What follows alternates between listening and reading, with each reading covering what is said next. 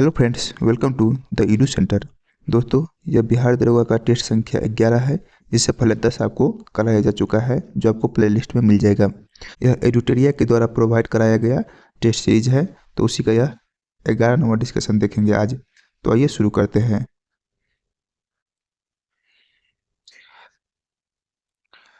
आज का पहला क्वेश्चन है, कौन सा राज्य अपने राज्य में एटालीन जल विद्युत परियोजना को स्थापित करने के प्रस्ताव को पारित किया है?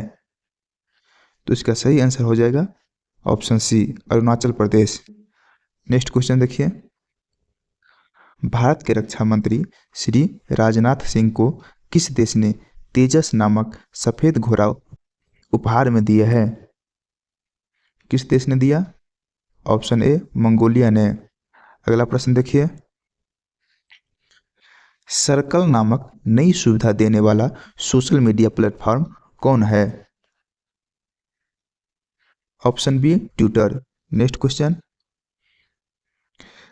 इलेक्ट्रॉनिक बैंक गारंटी ईबीजी जारी करने वाला भारत का पहला बैंक कौन सा है? HDFC bank. ऑप्शन ए सही हो जाएगा। अगला प्रश्न देखिए, हाल के दिनों में चर्चा में रहा मून लाइटिंग शब्द का संबंध किस क्षेत्र से है? मून लाइटिंग शब्द का संबंध रोजगार क्षेत्र से है। ऑप्शन ए सही हो जाएगा। अगला प्रश्न देखिए, एक्सरसाइज ककाडू 2022 का आयोजन किन दो देशों के मध्य आयोजित किया गया है? ककाडू भारत और ऑस्ट्रेलिया के बीच। ऑप्शन सी सही हो जाएगा।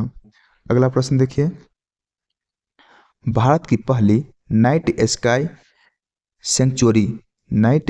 सेंचुरी कहाँ स्थापित की जा रही है? लद्दाख में। ऑप्शन ए सही हो जाएगा। अगला प्रश्न देखिए, पद्मश्री पुरस्कार से सम्मानित रामचंद्र माझी का हाल ही में निधन हुआ है। उनका संबंध किस क्षेत्र से था? रामचंद्र माझी का संबंध लोक नर्तक। ऑप्शन ए सही हो जाएगा। अगला प्रश्न देखिए, हाल ही में अर्जुन अवार्ड जीतने वाले पहले भारतीय क्रिकेटर का निधन हो गया। उनका नाम क्या है? सलीम दुरानी। ऑप्शन सी सही हो जाएगा, सलीम दुरानी। अगला प्रश्न देखिए, विश्व चैंपियनशिप में 2 पदक जीतने वाली पहली भारतीय महिला पहलवान कौन बनी है? विनेश फोगाट। ऑप्शन बी सही हो जाएगा। अगला प्रश्न देखिए, हाल के दिनों में चर्चा में रहा लेबर कप का संबंध किस खेल से है? लेबर कप का संबंध टेनिस से है। ऑप्शन ए सही आंसर हो जाएगा। अगला प्रश्न देखिए, G20 2022 की अध्यक्षता किस देश ने की? इंडोनेशिया ने किया। ऑप्शन बी सही हो जाएगा। और G20 2023 की अध्यक्षता किसने किया? भारत ने किया। नेक्स्ट क्वेश्चन देखिए, वर्ल्ड एयर क्वालिटी रिपोर्ट 2021 के अनुसार सबसे प्रदूषित देश कौन है? Option C, Bangladesh. यह रिपोर्ट तो 2021 का है और 2022 के अनुसार तो सबसे प्रथम स्थान पर कौन है? चाड। और सबसे लास्ट 131वां कौन है? तो गुआम।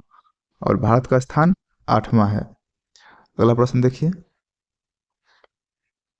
बजट 2023-24 के अनुसार भारत श्री की स्थापना की घोषणा की गई। इनका संबंध किस क्षेत्र से है? भारत श्री का।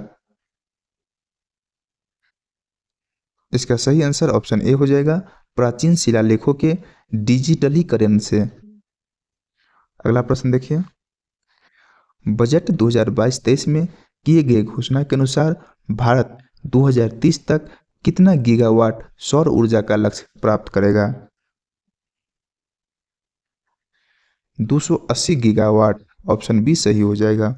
अगला प्रश्न देखिए, कर्नाटक सरकार ने किस तिथि को प्रेरणा दिवस के रूप में मनाने की घोषणा की है? प्रेरणा दिवस कब मनाया जाएगा? 17 मार्च को। ऑप्शन सी सही आंसर हो जाएगा। अगला प्रश्न देखिए, भारत वन रिपोर्ट 2021 के अनुसार भारत का वनावरण कितना प्रतिशत है? 21.71%। ऑप्शन ए सही हो जाएगा। अगला प्रश्न देखिए, 2022 में कितने समुद्री तट को ब्लू फ्लैग लिस्ट में शामिल किया गया है? ऑप्शन ए दो सही हो जाएगा। अगला प्रश्न देखिए, जैव विविधता के संरक्षण से संबंधित समझौता भारत तथा किन देश के मध्य हुआ है? यह समझौता भारत और नेपाल के बीच हुआ है। ऑप्शन डी सही हो जाएगा। अगला प्रश्न देखिए, भारत के नए महालेखा नियंत्रक किसे चुना गया है?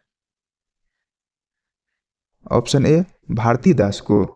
अच्छा, तो आप लोग ये बताइए, नियंत्रक महालेखा परीक्षक की चर्चा संविधान के किस अनुच्छेद में है? तो अनुच्छेद 148 में है। अगला प्रश्न देखिए, मुलायम सिंह यादव के संबंध में निम्न में से कौन सा कथन गलत है? पहला ऑप्शन है, वे 3 बार उत्तर प्रदेश के मुख्यमंत्री बने, सही है। वे 1 बार देश के रक्षा मंत्री बने, सही। वे 8 बार विधायक बने, सही। इनका जन्म उत्तर प्रदेश के गोरख जिले, नहीं, यह गलत है। मुलायम सिंह यादव का जन्म कहाँ हुआ था? इटावा में, जो यूपी में पड़ता है, गोरखपुर में नहीं है। अगला प्रश्न देखिए, हाल ही में पटना हाईकोर्ट के मुख्य न्यायाधीश कौन बने हैं? के विनोद चंद्रन। ऑप्शन बी सही हो जाएगा। अच्छा, तो आप लोग यह बताइए कि पटना हाईकोर्ट की स्थापना कब हुआ था? 1916 ईस्वी में। हाईकोर्ट के बाद आप ये भी जान लीजिए कि पटना गोलघर, इसकी स्थापना कब हुआ था? गोलघर कब बना था? गोलघर बनना स्टार्ट हुआ था 1784 में और बनकर तैयार हुआ था 1786 ईस्वी में। अगला प्रश्न देखिए, मैथिली भाषा के लिए साहित्य अकादमी पुरस्कार 2022 से सम्मानित किया गया किसे? अजीत आजाद को। ऑप्शन सी सही हो जाएगा। अगला प्रश्न देखिए, 95वां ऑस्कर पुरस्कार के तहत सर्वश्रेष्ठ अभिनेता का अवार्ड किसने जीता है? Brendon Fraser. ऑप्शन ए सही हो जाएगा, ब्रेंडन फ्रेजर। अगला प्रश्न है, साहित्य के क्षेत्र में किसे नोबेल पुरस्कार 2022 से सम्मानित किया गया है? एनी एर्नोकस। ऑप्शन ए एनी एर्नोकस को साहित्य के क्षेत्र में नोबेल पुरस्कार 2022 से सम्मानित किया गया। अगला प्रश्न है, पैडा पद्धति क्या है? पैडा पद्धति क्या है? इसका सही आंसर हो जाएगा ऑप्शन बी, जंगल काटकर सूखने छोड़ना। मतलब जंगल को काटकर उसे सूखने के लिए छोड़ देता है, यही पैडा पद्धति है। अगला प्रश्न देखिए, महादेव पहाड़ी किसका भाग है? महादेव पहाड़ी सतपुरा का भाग है। आप यह बताइए, सतपुरा कहाँ अवस्थित है? तो यह नर्मदा और ताप्ती नदी के बीच में है। इसे हम ब्लॉक पर्वत के नाम से भी जानते हैं। अच्छा, इसके सबसे ऊंची चोटी कौन सी है? तो धूपगढ़ी। अगला प्रश्न देखिए, दक्कन का पठार किस काल में निर्मित हुआ था?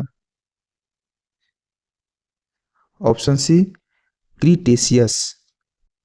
क्रीटेशियस काल में दक्कन का पठार का निर्माण हुआ था। तो आप लोग ये बताइएगा, दक्कन का पठार कहाँ अवस्थित है? तो यह नर्मदा नदी के दक्षिण में स्थित है। अगला प्रश्न देखिए, बिहार के कितने जिले से होकर गंगा नदी प्रवाहित होती है? कुल 12 जिलों से। ऑप्शन सी सही हो जाएगा। अगला प्रश्न देखिए, भारत में एग्रो इकोलॉजिकल जोन्स की संख्या कितनी है? Option C 21। Total 21 agro ecological zones है भारत में। अगला प्रश्न, प्रादेशिक विभाजन के दृष्टिकोण से नेपाल हिमालय की कुल लंबाई कितनी है? Option B 800 kilometre. अच्छा, तो आप लोग यह बताइए, प्रादेशिक विभाजन के अनुसार हिमालय के कौन कौन से भाग हैं? पंजाब हिमालय, कुमाऊं हिमालय, नेपाल हिमालय, असम हिमालय। अगला प्रश्न देखिए, निम्न में से कौन सी झील राजस्थान में नहीं है? पिछोरा झील, डिंडवाना झील और फतेह सागर झील। यह तीनों राजस्थान में है, लेकिन मानस झील यह कहाँ है? जम्मू कश्मीर में। ऑप्शन सी सही हो जाएगा। अगला प्रश्न देखिए, राष्ट्रीय जल संसाधन परिषद का गठन किस वर्ष किया गया था? राष्ट्रीय जल संसाधन परिषद का गठन 1983 में हुआ था। Option D the correct answer. Next question देखिए, आर्य सभ्यता में मनुष्य के जीवन के आयु के आरोही क्रमानुसार निम्नलिखित चरणों में से कौन सा विकल्प सही है? मनुष्य के जीवन का सबसे प्रथम चरण ब्रह्मचर्य, फिर गृहस्थ, फिर वानप्रस्थ और लास्ट में संन्यास। Option A the correct answer. अगला प्रश्न देखिए, गुप्त वंश के किस शासक को लिच्छवी दौहित्र कहते हैं? ऑप्शन सी समुद्रगुप्त को। अच्छा यह बताइए, गुप्त वंश के संस्थापक कौन थे? तो श्रीगुप्त। इसकी स्थापना कब हुआ था? तो 275 ईस्वी में। अगला प्रश्न देखिए, महाबलीपुरम के सप्त पैगोडा किसके द्वारा संरक्षित कला के साक्षी है? ऑप्शन डी पल्लवों। अच्छा, पल्लव वंश के संस्थापक कौन थे? तो सिंह विष्णु। नेक्स्ट क्वेश्चन देखिए, दिल्ली के सुल्तान का पद संभालने से पहले बलबन किस सुल्तान का प्रधानमंत्री था? नसरुद्दीन का। ऑप्शन डी सही हो जाएगा। अगला प्रश्न देखिए, निम्न में से कौन सुमेलित है? पहला है शेख निजामुद्दीन औलिया, यह चिश्तिया संप्रदाय से संबंधित है। सही। बहाउद्दीन जकारिया सुहरावर्दी संप्रदाय से संबंधित है। यह भी सही है।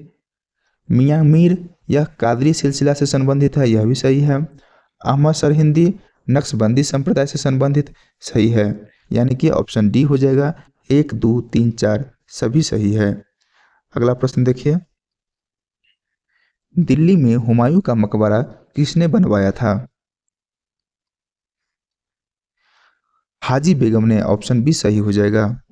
अगला प्रश्न देखिए, निम्नलिखित में से कौन सा एक फतेहपुर सिकरी में स्थित नहीं है?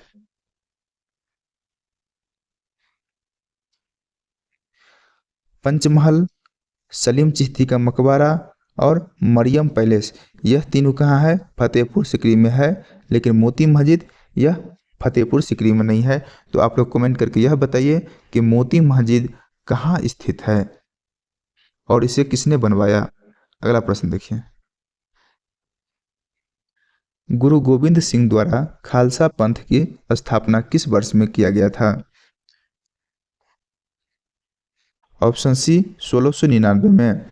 गुरु गोविंद सिंह कितने नंबर के गुरु थे? आप लोग कमेंट करके बताइए। 10वें गुरु थे। अगला प्रश्न देखिए, नादिर शाह के आक्रमण के समय दिल्ली का शासक निम्नलिखित में से कौन था? मोहम्मद शाह। ऑप्शन ए सही हो जाएगा। अगला प्रश्न देखिए, बुनियादी शिक्षा का विचार सबसे पहले किसने प्रस्तुत किया था? महात्मा गांधी ने। ऑप्शन सी सही हो गया। अगला प्रश्न देखिए, निम्न ब्रिटिश व्यक्तियों में से किसने स्वीकार किया था कि 1857 का विद्रोह एक राष्ट्रीय विद्रोह था? किसने स्वीकार किया? यह डिजरेली ने। ऑप्शन बी सही हो जाएगा। तो आप ये चीज बता दीजिए हमको कि 1857 की क्रांति कहाँ से स्टार्ट हुआ था? तो यह मेरठ से स्टार्ट हुआ था। और बिहार में इसका नेतृत्व किसने किया था? कमेंट करके बताइए। अगला प्रश्न देखिए, कौन से गोलमेज सम्मेलन में महात्मा गांधी ने भाग लिया था? ऑप्शन बी द्वितीय गोलमेज सम्मेलन 1931 में। अच्छा, यह भी याद रखिएगा, प्रथम गोलमेज सम्मेलन कब हुआ था? 1930 में, दूसरा 31 में और तीसरा 1932 में। अच्छा, तो यह बताइए कि कौन तीनों गोलमेज सम्मेलन में भाग लिया था? तो डॉक्टर भीमराव अंबेडकर और तेज बहादुर सप्रू। नेक्स्ट क्वेश्चन देखिए, संविधान बनाते समय निम्नलिखित में से कौन सा आदर्श प्रस्तावना में शामिल नहीं किया गया था? समाजवादी। अगला प्रश्न देखिए, संपत्ति के अधिकार को मौलिक अधिकार की सूची से किसके शासनकाल के दौरान हटाया गया था? ऑप्शन बी, मोरारजी देसाई सरकार के समय। अच्छा, यह कौन संविधान संशोधन के तहत हटाया गया था? तो 44वें संविधान संशोधन 1978 के तहत इसे हटा दिया गया। अगला प्रश्न देखिए, पहले वित्त आयोग का गठन हुआ था कब? 1951 ईस्वी में। ऑप्शन बी सही हो जाएगा। भारत के राष्ट्रपति के पास आपात अधिकार कितने प्रकार के हैं? तो यह 3 प्रकार के हैं। ऑप्शन डी सही हो जाएगा। 3 प्रकार कौन कौन है?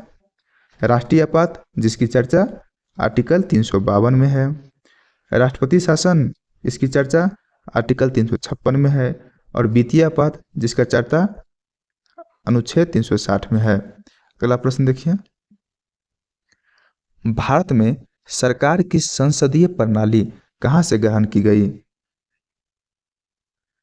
ऑप्शन सी, ब्रिटिश संविधान से। अगला प्रश्न देखिए, लोकसभा में किसी विधेयक को धन विधेयक के रूप में प्रमाणित कौन करता है? लोकसभा के अध्यक्ष। ऑप्शन डी सही हो जाएगा। अच्छा, आप यह बताइए कि धन विधेयक की चर्चा संविधान के किस अनुच्छेद में है? तो अनुच्छेद 110 में। अगला प्रश्न देखिए, भारत के संविधान की कौन सी अनुसूची राज्यसभा में सीटों के बंटवारे का निर्धारण करती है? चौथी अनुसूची। ऑप्शन बी सही हो जाएगा। अगला प्रश्न देखिए, उच्चतम न्यायालय के सेवानिवृत्त न्यायाधीशों के लिए कहां पर वकालत करने की मनाही है? भारत के किसी भी न्यायालय में। ऑप्शन बी सही हो जाएगा। अगला प्रश्न देखिए,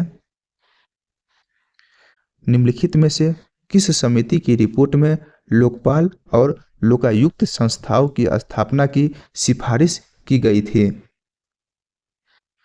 प्रथम प्रशासनिक सुधार समिति के दौरान। ऑप्शन ए सही हो जाएगा। अगला प्रश्न देखिए, भारतीय संविधान के किस अनुच्छेद में मुख्यमंत्री के कार्यों को परिभाषित किया गया है? अनुच्छेद 167 में मुख्यमंत्री के कार्यों का विवरण है। ऑप्शन सी सही हो जाएगा। अगला प्रश्न देखिए, मोहिनी अट्टम नृत्य का विकास निम्नलिखित में से मूलतः किस राज्य में हुआ है? ऑप्शन सी केरल में। अगला प्रश्न देखिए, पोत निर्माण यार्ड मझगांव डाक शिप यार्ड कहाँ स्थित है? महाराष्ट्र में। ऑप्शन सी सही हो जाएगा। अगला प्रश्न देखिए, केंद्रीय खाद्य प्रौद्योगिकी और अनुसंधान संस्थान कहाँ पर स्थित है? मैसूर में। ऑप्शन सी सही हो जाएगा। अगला प्रश्न देखिए, केंद्रीय मृदा संरक्षण बोर्ड का गठन कब किया गया था? 1953 ईस्वी में। ऑप्शन ए सही हो जाएगा। अगला प्रश्न देखिए, निम्न में से किस देश के संसद का नाम राष्ट्रीय पंचायत है? नेपाल का। ऑप्शन ए सही हो जाएगा। अगला प्रश्न देखिए, कार्टाजेना प्रोटोकॉल का संबंध किससे है? जैव सुरक्षा समझौता से। ऑप्शन ए सही हो जाएगा। अगला प्रश्न देखिए, गैस जो धान के खेत में उत्सर्जित होती है तथा भूमि के तापमान में वृद्धि करती है, वह कौन सा गैस है? मीथेन गैस है। ऑप्शन डी सही हो जाएगा। अगला प्रश्न देखिए, जलवायु परिवर्तन का कारण क्या है? ग्रीन हाउस गैस, ओजोन परत का क्षरण और प्रदूषण। उपयुक्त सभी। Option D the correct answer. Next question देखिए, विश्व जैव विविधता दिवस कब मनाया जाता है? ऑप्शन बी 22 मई को। अगला प्रश्न देखिए, निम्नलिखित राज्यों में से किसने भारत की सबसे बड़ी अंतर्देशीय लवणीय आर्द्रभूमि है? ऑप्शन ए गुजरात इसका सही आंसर हो जाएगा। अगला प्रश्न देखिए, निम्नलिखित में से किस राशि के लिए कोई मात्रक नहीं है? तो इसका सही आंसर ऑप्शन डी हो जाएगा, अपेक्षित घनत्व। अगला प्रश्न देखिए, निम्नलिखित में से किस मामले में कोई कार्य नहीं होता है? तो इसका सही ऑप्शन हम पढ़ेंगे, राधा एक पुल में तैर रही है, एक इंजन ट्रेन को खींच रहा है, एक पवन चक्की द्वारा कुएं से पानी निकाला जा रहा है, एक गधा अपनी पीठ पर वजन लेके चल रहा है। तो इसमें पूछ रहा है कौन कार्य नहीं हो रहा है, तो इसका सही आंसर ऑप्शन डी हो जाएगा, गधा अपनी पीठ पर वजन लेके चल रहा है। अगला प्रश्न देखिए, किसी संकुचित स्प्रिंग में सामान्य लंबाई के स्प्रिंग से अधिक ऊर्जा होती है क्योंकि स्प्रिंग संकुचित होने के कारण इनमें निम्न में से कौन सी ऊर्जा निहित होती है? स्थितिज ऊर्जा, ऑप्शन ए इसका सही आंसर हो जाएगा। अगला प्रश्न देखिए, निम्न में से किस समीकरण द्वारा संवेग की गणना की जाती है? संवेग बराबर क्या होता है? द्रव्यमान इंटू वेग, यानी कि ऑप्शन बी सही हो जाएगा, संवेग बराबर द्रव्यमान गुने वेग। अगला प्रश्न देखिए, जब पानी से भरे हुए एक बीकर में एक कॉर्क और एक कील को रखा जाता है तो कॉर्क तैरता है जबकि कील डूब जाती है, इसका कारण क्या है? ऑप्शन बी, लोहे के कील का घनत्व पानी के घनत्व से अधिक है इसलिए कील डूब जाता है, और कॉर्क का घनत्व पानी के घनत्व से कम है इसलिए कॉर्क पानी में नहीं डूबता है, तैरता है। अगला प्रश्न देखिए, निम्नलिखित में से कौन सी विद्युत चुंबकीय तरंग नहीं है? रेडियो, इंफ्रारेड और माइक्रोवेव, ये तीनों विद्युत चुंबकीय तरंग है, लेकिन अल्ट्रासाउंड विद्युत चुंबकीय तरंग नहीं है, और ऑप्शन डी इसका सही आंसर हो जाएगा। अगला प्रश्न देखिए, निम्नलिखित में से कौन सा कथन सत्य है? ध्वनि के वेग के बारे में पूछ रहा है। सर्दियों की तुलना में गर्मियों में कम होता है ध्वनि वेग, गलत। सर्दी और गर्मी में एक समान, यह भी गलत है। मौसम पर निर्भर नहीं करता है, कैसे नहीं करता भाई? सर्दियों की तुलना में गर्मियों में अधिक होता है, सही। ध्वनि का वेग सर्दियों की तुलना में गर्मियों में अधिक होता है, ऑप्शन डी सही आंसर हो जाएगा। अगला प्रश्न देखिए, जब प्रकाश एक सघन माध्यम से विरल माध्यम में प्रवेश करता है तो इसकी गति पर क्या प्रभाव पड़ता है? प्रकाश सघन माध्यम से विरल माध्यम में जाती है तो इसकी गति बढ़ जाती है, यानी कि ऑप्शन ए सही हो जाएगा, बढ़ती है। अगला प्रश्न देखिए, किसी यौगिक की सबसे छोटी संभव इकाई को क्या कहा जाता है? अणु कहा जाता है, option A is the correct answer. Next question, निम्नलिखित में से कौन सी अधातु है जो तरल अवस्था में मौजूद है? ऑप्शन डी ब्रोमीन, ब्रोमीन तरल अवस्था में रहता है। समान रासायनिक गुण वाले दो तत्वों के लिए निम्नलिखित में से कौन सा विकल्प सही है? तत्वों में संयोजी इलेक्ट्रॉन की संख्या समान होती है, ऑप्शन ए इसका सही आंसर हो जाएगा। अगला प्रश्न देखिए, परमाणु हथियार में उपयोग किए जाने वाला सबसे सामान्य समस्थानिक कौन सा है? यूरेनियम और प्लूटोनियम, ऑप्शन ए इसका सही आंसर हो जाएगा। अगला प्रश्न देखिए, परमाणु की ऑक्सीकरण स्थिति क्या प्रदर्शित करती है? यौगिक का वास्तविक आवेश, यानी कि option C is the correct answer. अगला प्रश्न देखिए, आधुनिक आवर्त सारणी में समूह 18 के मूल तत्व अपनी 22वीं कक्षा के 8 इलेक्ट्रॉन होने वाले को छोड़कर अन्य सभी को क्या कहा जाता है? निष्क्रिय गैस कहा जाता है, ऑप्शन सी सही हो जाएगा। अच्छा, आप लोग यह बताइएगा कि आधुनिक आवर्त सारणी का पिता किसे कहा जाता है? कमेंट करके बताइए। 80 नंबर क्वेश्चन देखिए, निम्नलिखित में से किस हाइड्रोजन का क्वथनांक उच्चतम होता है? ऑप्शन बी आयोडीन का। नेक्स्ट क्वेश्चन, हीरे के कार्बन परमाणु के बाहरी कोश में मुक्त इलेक्ट्रॉनों की संख्या कितनी होती है? शून्य, एक भी नहीं होता है। अगला प्रश्न देखिए, ऑक्सीजन की उपस्थिति में अयस्कों को गर्म करने की क्रिया को क्या कहा जाता है? भंजन कहा जाता है। ऑप्शन डी सही हो जाएगा। अगला प्रश्न देखिए, टॉक्सिकोलॉजी निम्न में से किसका अध्ययन किया जाता है? टॉक्सिकोलॉजी में किसका अध्ययन किया जाता है? तो जहर का, विष का, पॉइजन का। ऑप्शन ए सही हो जाएगा। अगला प्रश्न की ओर चलते हैं, मानव शरीर का सबसे बड़ा अंग निम्नलिखित में से कौन है? सबसे बड़ा अंग त्वचा है। ऑप्शन सी सही हो जाएगा। अगला प्रश्न देखिए, निम्नलिखित में से कौन सा ऊतक जड़ों से खाद्य पदार्थ का परिसंचरण करता है? कौन सा ऊतक जड़ों से खाद्य पदार्थ का परिसंचरण करता है? तो इसका सही आंसर हो जाएगा जाइलम। Option B. आप ऐसे भी ध्यान रख सकते हैं कि पेड़ पौधा में जल कौन लेके जाता है? तो जाइलम। और बने हुए खाना को पत्ती से हर अंग में कौन पहुंचाता है? तो फाइलम। नेक्स्ट क्वेश्चन देखिएगा, निम्नलिखित में से कौन सा समरूप अंग है? ऑप्शन डी ब्लास्टर की पूंछ और व्हेल का फाल। ऑप्शन डी सही हो जाएगा। अगला प्रश्न देखिए, निम्नलिखित में से कौन सा जीव मुकुलन द्वारा प्रजनन नहीं करता है? मूंगा, हाइड्रा और स्पंज, यह तीनों मुकुलन द्वारा प्रजनन करता है, लेकिन एनेलिडा में ऐसा नहीं होता है, इसलिए ऑप्शन डी इसका सही आंसर हो जाएगा। अगला प्रश्न देखिए, छोटी आंत की आंतरिक सतह पर हजारों अंगुली नुमा आकृति निकली हुई होती है, उन्हें क्या कहा जाता है? रसांकुर कहा जाता है। ऑप्शन सी सही हो जाएगा, रसांकुर। अगला प्रश्न देखिए, मस्तिष्क का कौन सा हिस्सा सांस लेने को नियंत्रित करता है? मेड्यूला। Option D medulla.